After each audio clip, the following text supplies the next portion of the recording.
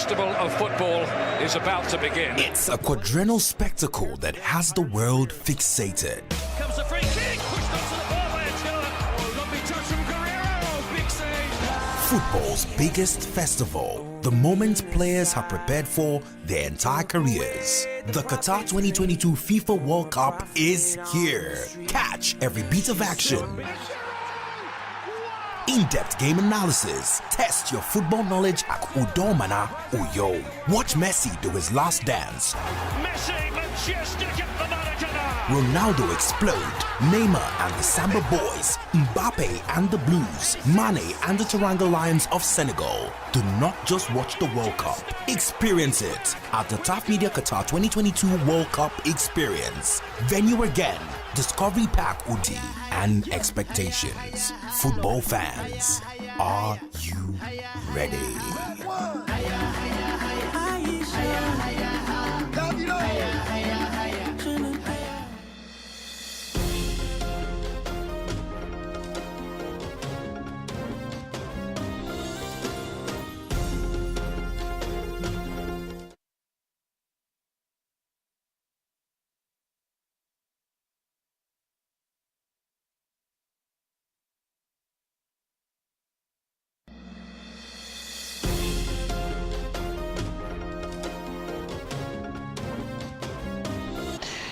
Very good and welcome to live on Spectrum Television. Hello from me, I am Raymond Ito. It's good to have you join us, and as usual, we continue our prep up towards the conduct of what should likely be the most eagerly anticipated general election in the annals of the nation's history, with a lot of political parties going on with their campaign trail and of course politicking more or less galvanizing the high level of preparations, of course, that we've seen from these political parties that came out from Imo State yesterday about the attacks on INEC offices. We'll come to that story later, but let's start off the show, shall we, today with some political updates, and we'll begin from home, where despite the conviction, sentencing, as well as the imprisonment of its gubernatorial candidate, the Young Progressives Party, YPP, in Akwa Ibom State has stepped up its campaign ahead of next year's general elections. Well, leading the campaign trail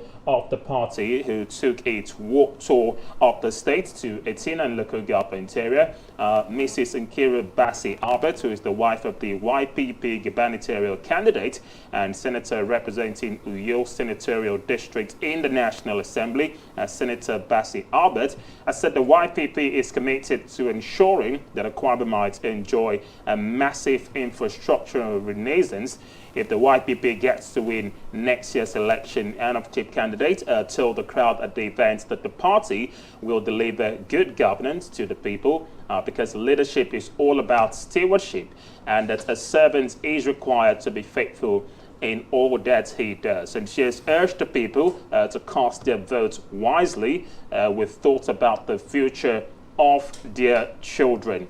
Well, a lot of these comments, of course, came on the back of the campaign trail that we saw in the course of yesterday's campaigning by the YPP, and we're looking forward to see just how well. Also said that issue-based campaigns involve telling the truth and also to get the truth out.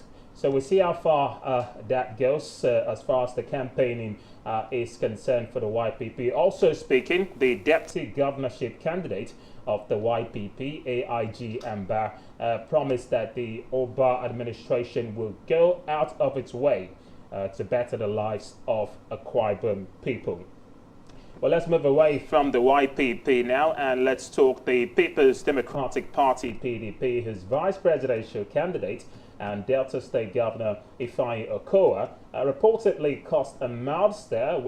Now, according to reports, Okowa arrived at the Makadi airport in company of some members of the PDP campaign council on their way to Lafia in Nasarawa State for a campaign rally.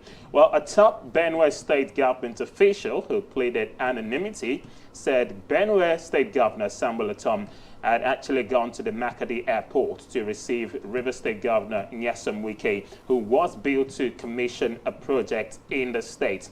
However, when Governor Otom arrived at the airport, he was set to have met Governor Ifeanyi, revealed to Otom that he and members of his campaign trail were awaiting the arrival of the PDP presidential candidate, Alhaji Atiku Abubakar, whose flight was still being expected. Well, Otom reportedly pointed out to Okowa that it was against protocol for the Delta State governor and Atiku to actually enter his state without the courtesy of informing him, noting that it set a negative precedent.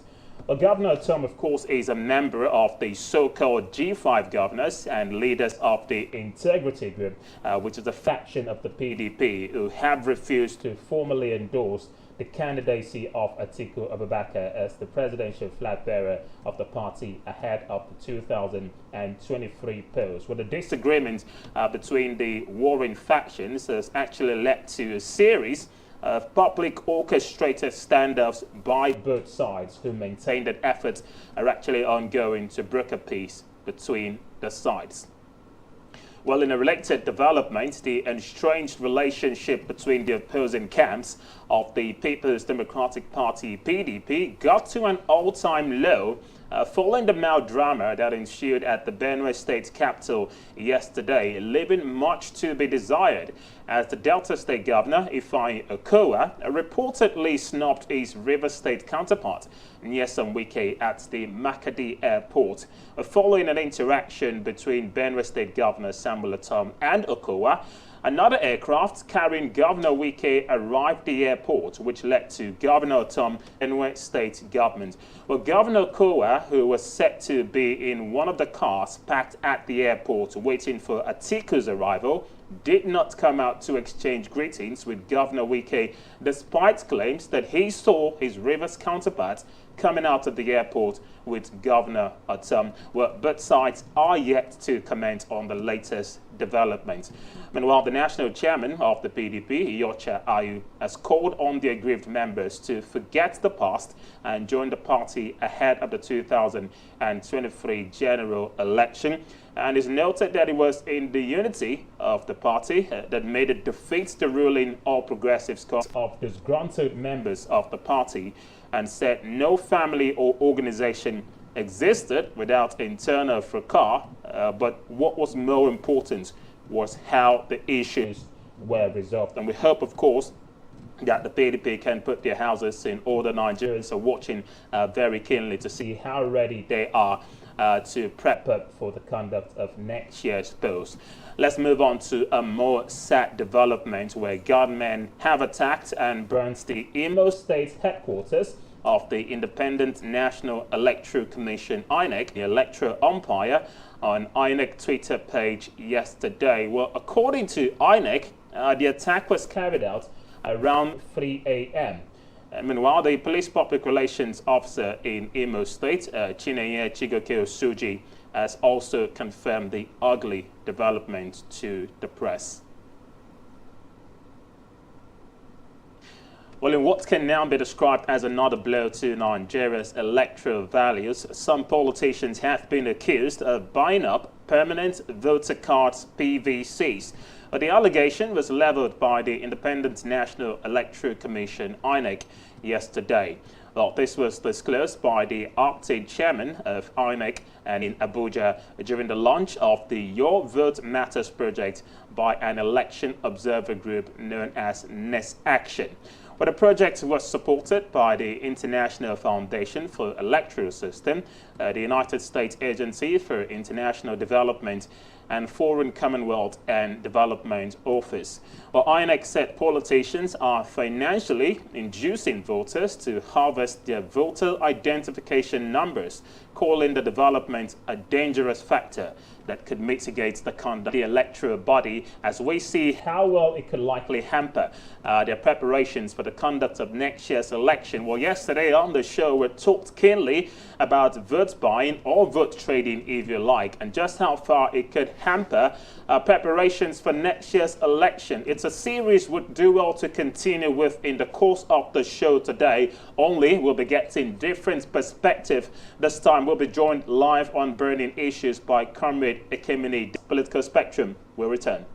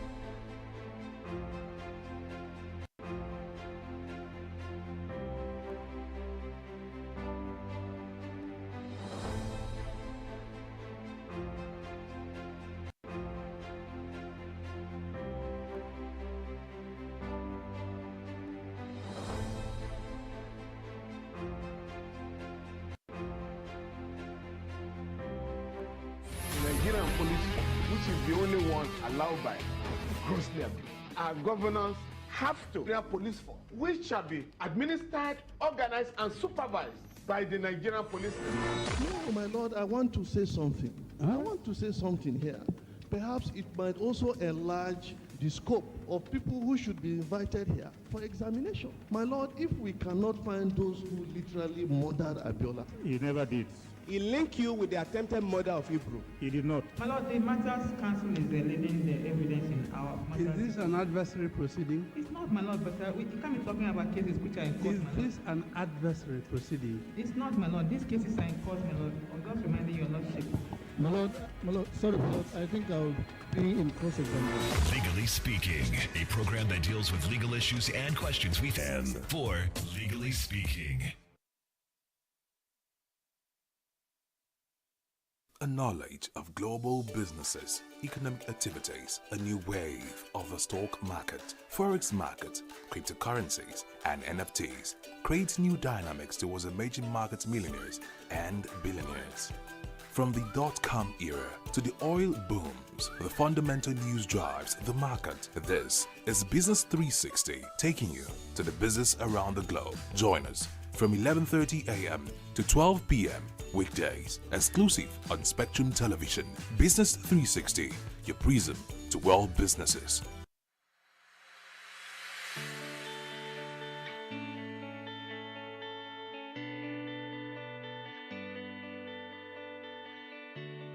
Every day, we bring you up-to-date information on top.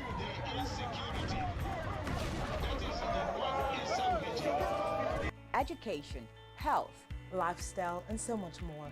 Join Janice Kobum and Uyai Anyeken every weekday from 7 a.m. to 9 a.m. on Rise and Shine Daily, exclusive on Spectrum Television.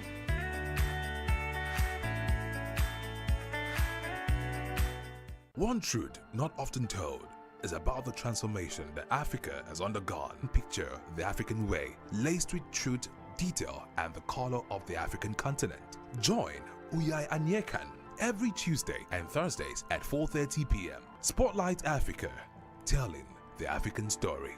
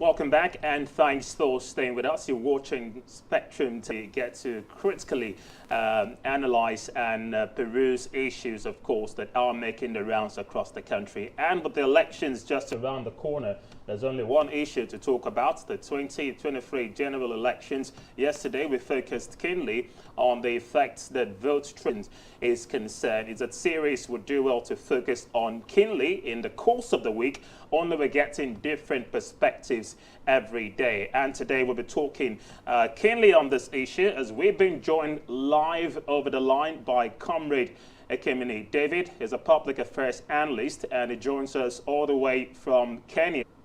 Thank you very much, Brother Raymond. It's a pleasure joining you. Thank you very much. Thank you very much indeed for joining us. Let's get straight to it quickly, shall we?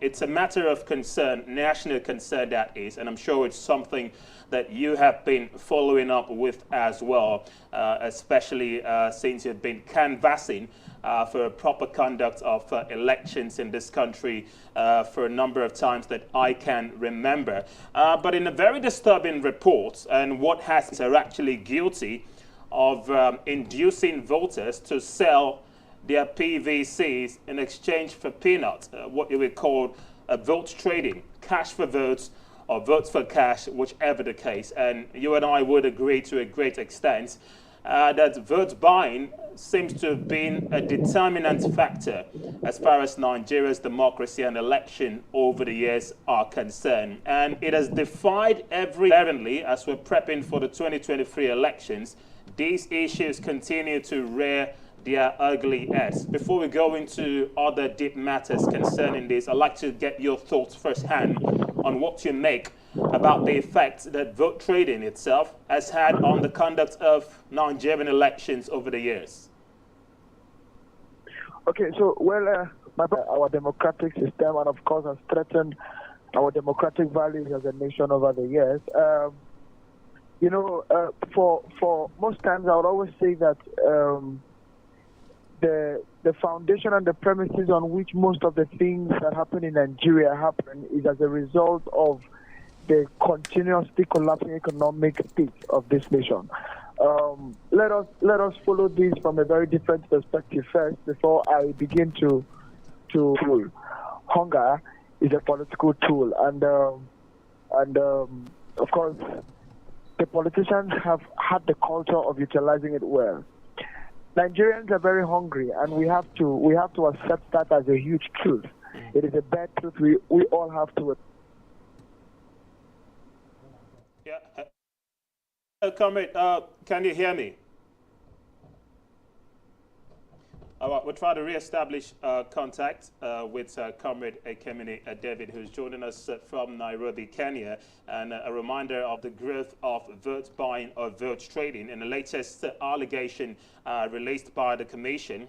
This time it was disclosed by the chairman of INEC and National Commissioner overseeing the FCT, Nasarawa, as well as Kaduna and Plateau States, in the person of Mr. Mohammed Haruna, who has said politicians are actually guilty of inducing vote identification numbers, which they have said sets a bad precedent for the conduct of the general elections.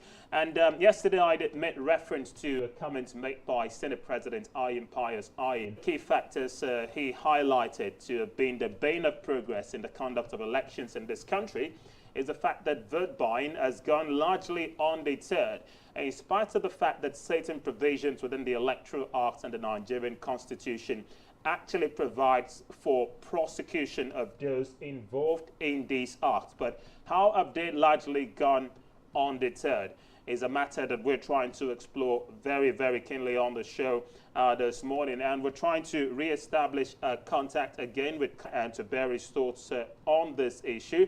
And it looks like we have Comrade Ekemini back. If we do, Comrade, can you hear us?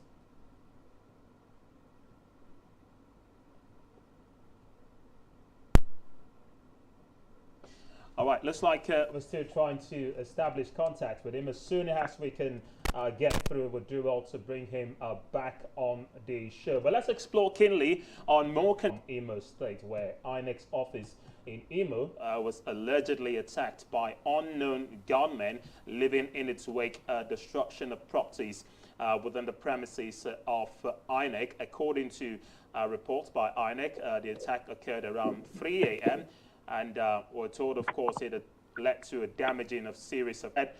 This is not far from the recent report about a jailbreak in Imo State, where over 1,000 inmates were said to have broken out of the Imo Correctional Center. And whether or not they are actually linked to the attack that to newsmen, and of course investigations are ongoing. We cannot preempt the outcome.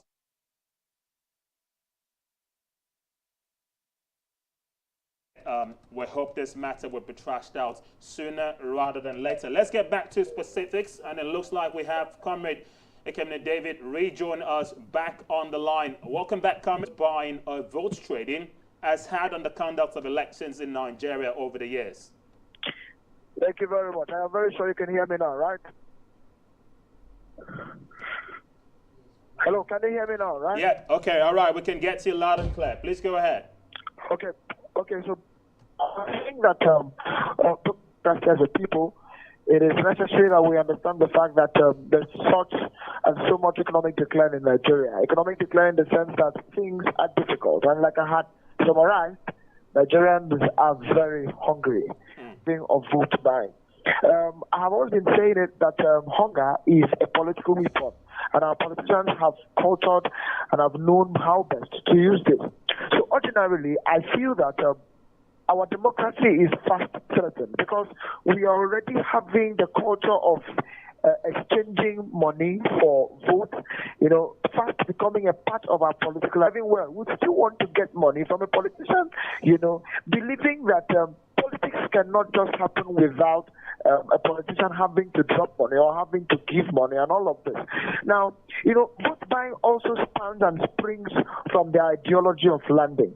Now, when people are so much acculturated to receiving and ask you to deliver them, and we also have to understand the fact that vote buying may not be entirely about giving you money to vote for them. It can also be about giving you money not to vote for the person of your choice. So it is a two-sided thing. And of course, if we do not handle it at the moment now, we may fast youth, the Nigerian elders, and all of this may no longer want to pay close attention to the quality of candidates, but we want to pay attention to who is able to deliver financially, to be able to curtail the effect of hunger, curtail the effect of economic problems. Well, Nigerians are apparently hungry, and that's the reason why it's easy to induce would-be voters to get them to sell their votes if you like. So are you trying to say that the level of awareness carried out over the years to conscientize Nigerian voters on the need not to sell their rights has not really gotten down to, or the message hasn't really gotten?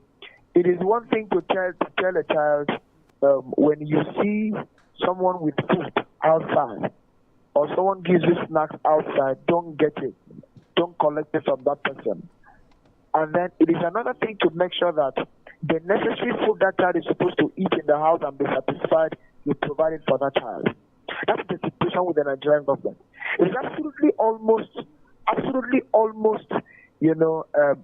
fruitless to tell Nigerians, look, don't sell your vote, don't trade your vote, and all of those things. Living below poverty lines. We are not even talking about the urban dwelling. We are talking about the rural areas. That is where the greatest population of the Nigerian voting strength is. We have more of them in the rural areas. So the question we ask ourselves is, what degree of development is in the rural area? How best are those in the rural area surviving? Have you gone to the north to see how they survive? Have you gone to the west to see how they survive? Have you even gone to the south where we come from to see how the people in the rural area survive? So how do you convince someone in the rural area not to get money in exchange? This is someone who is to make sure that his well-being, his livelihood is first of all catered for. That of his children is catered for. That of his family is catered for. And we are talking about the future of Nigeria. So for me, we have a lot that is battling with us, especially at the rural areas. As a political advocate, I have kept saying anywhere I find myself, within politics and outside politics, that the greatest the greatest population we have to cater for is the community and the population in the rural dwellings, the rural areas. These are the people that determine and decide the fate of elections, the rural areas. They are there the more. There are people who put to 15 children in the north. There are people who produce 12 children in the north. There are people who are lads in the north, and will inform the entire community or village, this is who vote for and who vote for the person. This is because these people are entirely hungry. These people must fight for their well-being and their well-being and survival, because our nation has presented us with that as a priority.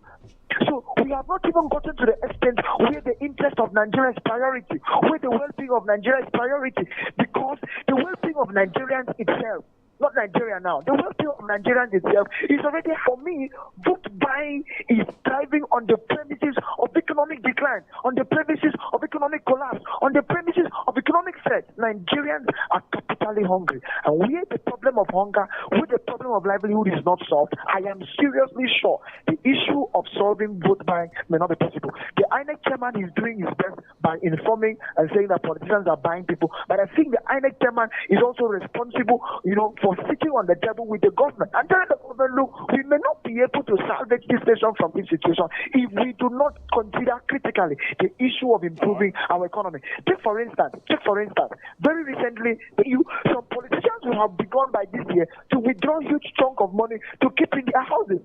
An average Nigerian will not be able, no matter how much you have, will not be able to withdraw over 20,000 or more than 20,000 in a day and more than 100,000 in a week. How do you expect him to survive? These politicians have this money already in their houses. So there is much to talk about economic development. There's much to talk about, settling hunger, settling well-being, before we even begin to talk about, stopping vote buying. That's my perspective. Interesting. Just yesterday, I was talking to Barrister Nsika Akai, a legal practitioner, virtually on the same issue, and he did say that while there are provisions, not just in the Constitution, but the Electoral Act of 2010 as amended, and level of vote trading, it looks like this provision has largely gone unnoticed or has actually not been fully implemented. And it also goes without saying that since the return to democracy in 1999, the electoral process seems to have a tendency to monetization on both sides of the divide. Because you look at the conduct of political parties and their primaries, money actually exchanges hands, even though some delegates, which to most Nigerians, the message there is fine. If someone tries to induce you with money, gets the money, but do not vote for that person or that party if their ideas or ideologies conflict with yours, as opposed to saying, reject such offers totally, that actually prosecutes or makes provisions for prosecuting those involved in this act, but it's been largely swept under the carpet because no one actually recognizes this provision. Do you feel until we begin to take that step, then efforts towards curtailing vote buying or vote trading may not see the light of the day? Well, another question is, who are the people who are guilty of carrying out these exercises of vote buying? You will understand that it is the people of the same circle. The Nigerian political system is one that is rotational, and of course made up of people of the same circle. So there are provisions that should ordinarily prosecute these people, that should ordinarily punish these people. But the problem here is that the will to get these things done by the law enforcement agencies or by the authorities responsible to the result of political affiliation, it is highly threatened. It cannot even come to be. And on the second note, everybody is guilty. Almost everybody in the Nigerian political system is guilty. So the point here is that the hunter cannot hunt because he himself will be hunted. So it is a huge problem we are facing already. But I am thinking that one of the ways, taking conscious effort on their own side, the punishment, punishing political office holders who are doing these things may be a bit difficult. But I am very sure that if Nigerians begin within them to begin to resist most of these things, at least in small quotas, it will send strong messages across. But I will keep telling you that we may not be exactly sure, except unless the hunter will want to accept that he also would have to be hunted to get the entire system sanitized. That's my perspective. Interesting. So let's focus on the core now. In the build-up to the elections proper, most of the allegations of votes trading or votes buying eventually occurs at two stages, as I mentioned earlier on. The day happens in the full glare of the electoral umpire INEC, the agents of the respective political parties at the polls, security operatives, and sometimes election observers, most of them international. This is a role that you yourself have played over the years, and I'd like to ask you directly whether or not you have been, when you come across such activities in the full glare of most of these parties that I have mentioned on election day, because we're talking about tackling the Menace now. Okay, so for me, I believe that the social media plays a very critical role, in the spread of information, trying to push a certain message of democratic sanity in our nation. And I am believing that this should be another instance, on which or through which Nigerian youth will be able to also prove a very powerful point. So for me, I am believing that as a Nigerian young person, or as a person, when I get to my polling unit, it's a very simple thing. If you cannot directly resist against anyone who's trying to bring money, because this thing is very simple. We have had cases where security officers are at the polling units and monies are shared to voters, and there nothing is wrong is happening. We've had cases where umpires at the electoral send it to the social media. Mention the name of the polling unit. Let us begin to drag one or two persons who are umpires or security agencies in that place. Do you understand me? Get the person who is giving the money. Get the person who is taking the money and post it. And then you make sure that you that is doing this thing, you are not also cowed to getting the same money as well. So I think my own point is that because you may not be able to physically resist, well, some of us who've been in the course of agitation may be able to lift or to raise a voice, to shout, to cause some sort of distortion in the polling unit. But for the safety of most Nigerian youth who may not have experienced what social advocacy means, or public advocacy means, or public agitation means, I would always advise, go to the polling unit to the phone, pick up your phone and snap. It will have been sent, and the person would know that something very strong is happening. Oh, interestingly, let's get your final thoughts now, just before I let you go. The international community is keenly observing proceedings here in the country as far as the 2023 elections is concerned, and we've gotten statements of commitment from most of these countries to respect the outcome of the results, outcome of the exercise, which they too have said they will monitor very, very closely. Do you actually believe that with all that we have said, with the promises and the backing of the international community to support a free, fair, credible polls, also on the back of recent statements by President Buhari, who has time without number said he intends to leave behind a legacy for posterity in terms of ensuring that we have fair and credible polls. Do you believe on the back of all of these comments that perhaps vote buying may not be totally eradicated, but would see a drastic reduction in the cases of vote trading that we've seen perhaps since 1999 up until the last elections in 2019? Okay, so for me, my 1999. It's what we've always had a good number of them coming here to inspect. But then there's always been still the presence of high-level political manipulations and pool manipulations. We've always had these things happen. You see, for me, the international communities are made up of human beings. And one of the things we need to know about Nigerian leadership is that they have the act. They are specialized in the act of cowing people. And I mean, this is a play of money. So we have foreign relations, or foreign policies and international relations. These foreign bodies or these international communities or these nations coming to observe can only observe. There is particularly nothing they can do. When you say they can only, when you say they can only observe, that could be true. But you would also say that the relationship Nigeria enjoys with most of these countries, economically or otherwise, means they too can actually have a thing or two to say, yes, they do not have the wherewithal to control the election process here in the country, but perhaps exerting some level of pressure on the Nigerian government and the politicians to do the needful, you would agree would go a long way. Well, Well, you see, why I am not exactly done was still done. Take, for instance, where I come from, how many times has an international observer come to the very core rural areas where I vote in my own polling unit since I began to vote as a young person? How many times has any international observer gone to the core rural areas in the north, in the west, and of course in the south? How many times have they gone to your own polling unit in Oron and all of that? So these things are people just coming to the heart of the nation, settling Abuja in Lagos, and then those representatives are. But I tell you that what has to be done in the core of most of these, remote and rural communities will still happen, unknown to whatever the international communities are standing for.